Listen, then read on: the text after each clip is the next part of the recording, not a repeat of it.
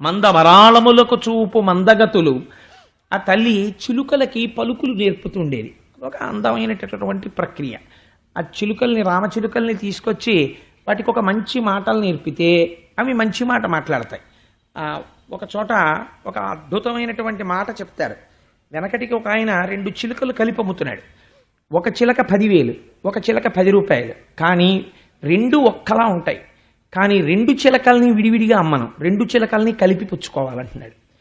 అందరూ నీ మొహం ఇచ్చా 10 రూపాయల చిలక కొనుక్కుంటాం ఇవ్వమంటే అలా ఇవ్వననేవాడు. ఇవి 2 చిలకలు కూడా తెల్లవారకట్టే మాట్లాడతాయి. ఈ 2 చిలకలు తెల్లవారకట్ట మాట్లాడతాయి, మీరు విందురు కానీ 10,000 10 రూపాయలు ఇస్తే 2 చిలకలు ఇస్తా, 10 రూపాయలకు ఓ చిలకని ఇవ్వను, 10,000కు ఓ చిలకని ఇవ్వను, 2 చిలకలు కొనుక్కోవాలనేవాడు. వీడికి ఏం పిచ్చా వెర్రే అని వెళ్ళిపోతున్నారు. రాజుగారు మారువేషంలో పెడుతున్నాడు. ఇందులో ఏదో గమ్మత్తుండి ఉండాలి అని 2 చిలకలు కొనుక్కున్నాడు. కొనుక్కొని మొట్టమొదటి రోజు 10,000 రూపాయల చిలక, ఇప్పుడు ఎక్కువ పెట్టి కొనుక్కున్న దాని మీద మోజు ఉంటుంది కదండి, దాన్ని అంతఃపురంలో తను పడుకున్న శయనాగారంలో తగిలించుకున్నాడు.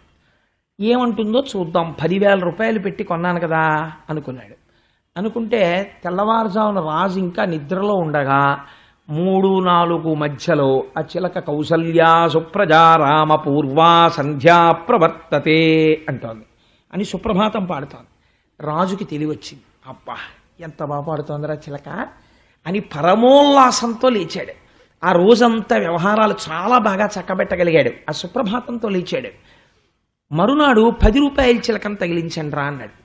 10 రూపాయల చిలకను తగిలించారు. అది నీ మొహం ఏడ్చా దుర్మార్గుడా, దున్నపోతులా నిద్రపోతున్నావు అంటోంది.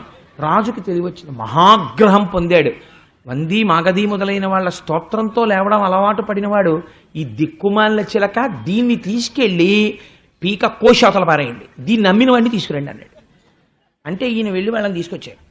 తీసుకొస్తే ఆయన అడిగాడు, నువ్వు ఎందుకు అమ్మేవరా ఈ చిలకని, నాకు అర్థం కాలేదన్నాడు. మహారాజా ఇది తెలియాలని అమ్ముతున్నాను 2 కలిపి.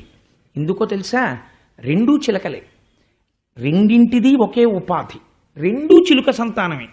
ఒక చిలుక చిన్నతనంలో ఒక మహాభాగవతుల యొక్క ఇంటిలో చేరి వాళ్ళ దగ్గర పెరిగింది. వాళ్ళెప్పుడు భగవత్ సంబంధమైన మాటలే పలికారు. ఈ చిలుకకి ఇది వచ్చాయి. ఇంకొక చిలక ఒక భయంకరమైన సంస్కృతి కలిగిన వాడి దగ్గర పెరిగింది.